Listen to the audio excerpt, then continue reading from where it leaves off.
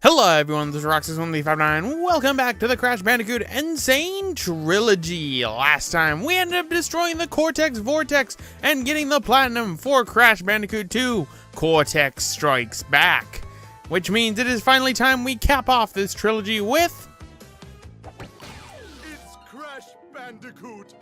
Yep, it's time we tackle Crash Bandicoot Warped. So, let's start.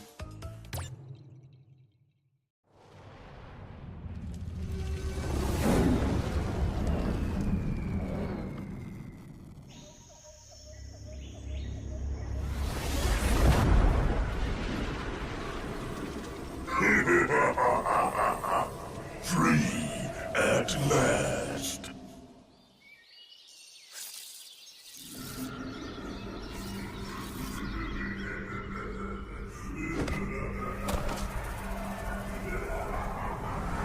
Uka Uka is free? No, it cannot be. Evil, great evil has come.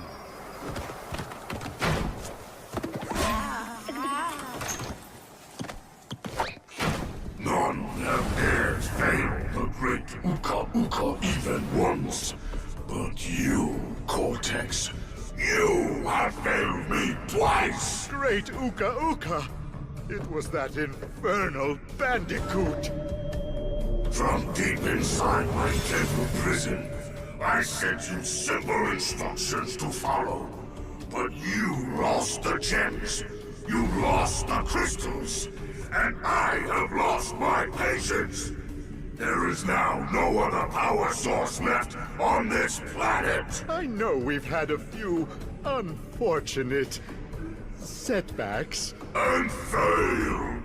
But since your bumbling has managed to set me free, I am feeling generous. There is still a way to amass the power needed to enslave this miserable planet. And this time, the great Uka Uka will make sure that you do it right.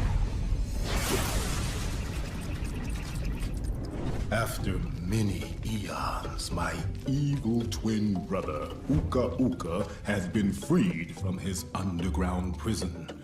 Long ago, I locked him there to protect the world from his malice.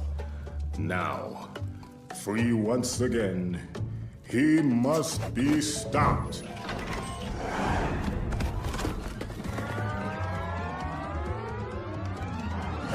Children, Uka Uka and Cortex plan to use this time-twisting machine to gather crystals that lay scattered across time. I have brought you here to recover the crystals before they do. To open the time portal, simply stand on a button and then jump into the portal. Good luck. And so the story begins at the Time Twister. Let me just say, I love that opening cutscene. Out of all the opening cutscenes that have been done so far, if I had to rank them, I would honestly put Crash Bandicoot 2's as the last, Crash Bandicoot Warps is first, and Crash Bandicoot 1's is second in terms of best to worst, because, oh my god, it's such a good cutscene. But if you look over here, looks like Coco's messing with the Time Twister machine. Makes sense, because if you remember, she was able to be playable inside of Crash 2 and Crash 1. So, why don't we interact? Do you want her to join the adventure? Well, she kind of already does, because there's kind of Coco-specific levels, but sure, why not? Crash, no. That's your sister. That's bad. But now we have our mission: gather the crystals scattered through time and stop Uka Uka and Cortex from winning. You're gonna notice a little bit of glitches here and there that I've been noticing a little bit with Warped as it's popped up through my practice file. But for the most part, it's pretty stable. Except for that, you know, frame rate drop that we saw during the opening cutscene. But let's go to Toad Village. Crash, crash, crash. Why must you always muck in my mud? Oh, look! I have a mask helping me, too. We will find out which one is more powerful soon enough. I'm sure we will find out which one is more powerful soon enough, but welcome to Toad Village, which honestly, this is the level, the castle levels, a lot of people agree, are the ones that just look the most gorgeous in this Insane Trilogy, and I have to agree with them. Of course, with all these textures and everything, frame rate drops are inevitable. Unfortunately, I don't have a PS4 Pro. I do plan on probably getting one, in all honesty, just for that performance boost for games like Crash Bandicoot, which the only thing it really does boost for inside of this game is a more stable 30 frames per second in Warped, which I find kind of odd that Warped, out of all of them, is the one that has the frame rate dips. Well, I mean, I'm surprised and then I'm not surprised, because Warped, even on the PS1, was pretty impressive. Then again, never really had any frame rate issues on that. So, we got ourselves a bonus room and taking the scenic route. That is for going on to one of the bonus platforms. Yep, we have new trophies to get, and unlike Crash 2, where I went through about half the game without actually looking at the trophy list, I have actually looked at the trophy list for this game. In fact, this was actually the first of the trophy lists I looked up for some odd reason. I don't know why. Crash Bandicoot 1's, I pretty much guessed all the trophies. The only one that I didn't know off the top of my hand, besides the death ones that I discovered mostly by accident, the trophies I pretty much guessed for Crash 1 were all correct. Crash 3, I was curious at what trophies there would be, so I ended up looking those up, and then y'all know that I didn't look at Crash 2's until like halfway through the project. Also, not having the Crash Dash anymore. My God. And yes, I'm still gonna call it the Crash Dash. I know it's called the running shoes, but Crash Dash just sounds so much better. But we are just about at the end of the stage.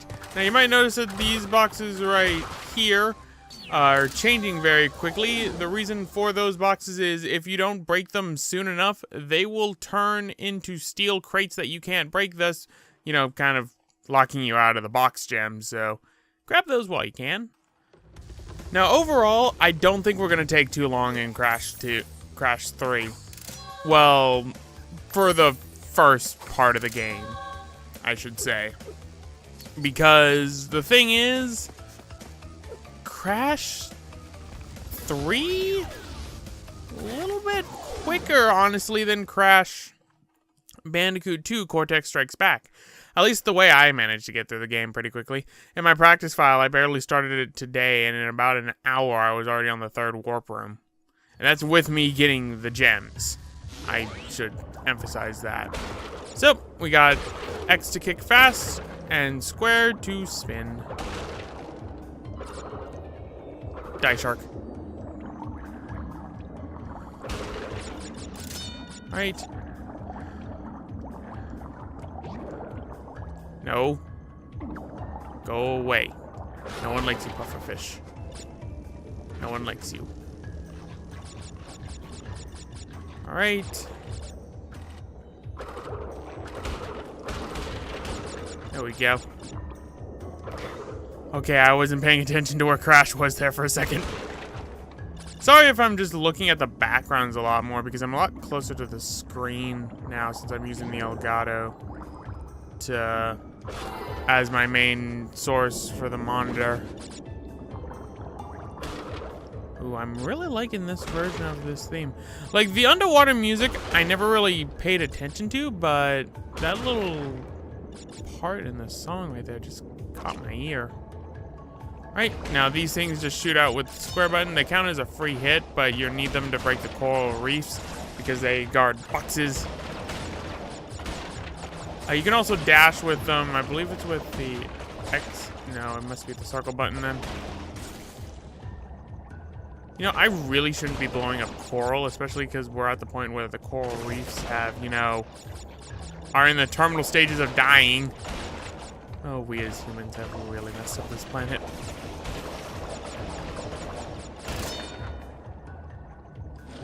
Yep, it is a circle button.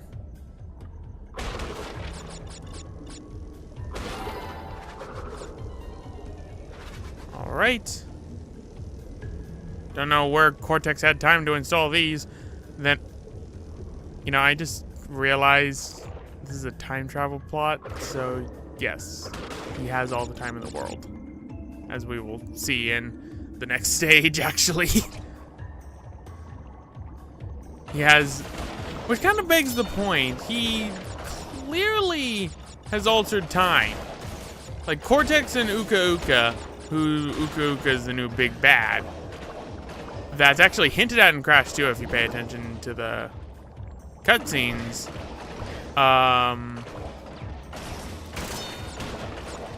The thing is that they pretty much have already taken over the world, as we'll end up seeing inside of the boss stages and inside of some of, in fact, the next stage, especially if we pay attention to the flags that are on the side, if the next stage is what I'm thinking it is, which I believe it is, considering I started the practice file for this game just today. But for the most part, this must not be like circular time where, you know, the events of changing the past affect the future instantly, because otherwise, why would we be able to stop Cortex and be on the Time Twister machine at all? And yep, Orient Express, I was right. So, okay, we have 2 golden Aku Akus. Wasn't expecting that. Wasn't expecting that at all. Aw. Kitty, kitty, kitty, kitty, kitty, kitty, kitty, kitty. Now, the thing about Pura here that honestly is weird, I don't like the way he turns. Like, I don't understand. It doesn't look smooth to me. I mean, it controls just fine, don't get me wrong, but the way Pura is... Oh, got a suicide. Perfect, I got a life for it. Got a suicide. So the first death of the project is a suicide. Anyway, the way Pura turns just seems odd to me. Wait a minute. I think that's a suicide, because I think actually... I think I missed a box. Yeah, I'm gonna exit, go back out, go back in, just to be certain, because I'm pretty sure I missed a box. I know, watch as I watch this inside of, like, editing, I didn't miss a box. But better to be safe than sorry, honestly.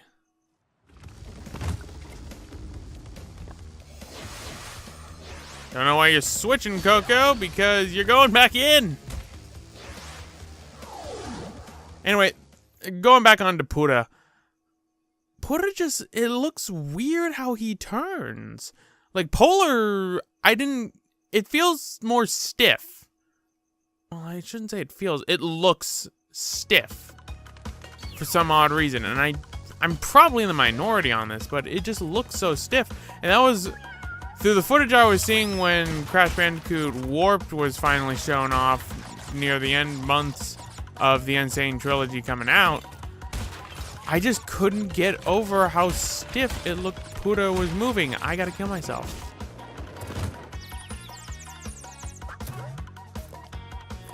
Oh, that's adorable. I'm having to suicide a lot. Which is odd, because inside practice I didn't have to do that at all. Alright. Now you could actually run through these with the circle button, so... See, it was that box right there that I missed.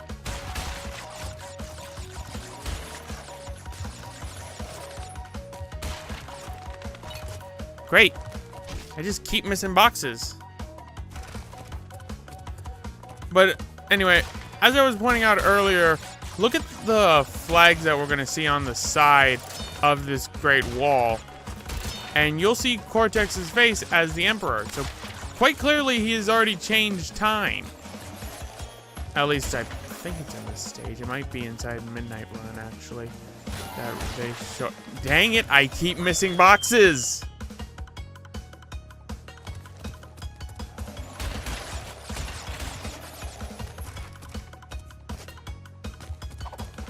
I keep missing boxes. Wow. Suicide count's going up, skyrocketing this early in the game. On stages that normally don't give me trouble. Oh my god. What is wrong with me?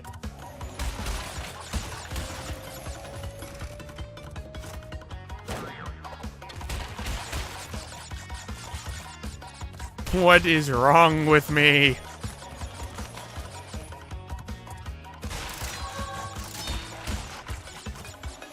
Especially because I need to get 99 lives again, which shouldn't be as much of a pain. I say that now.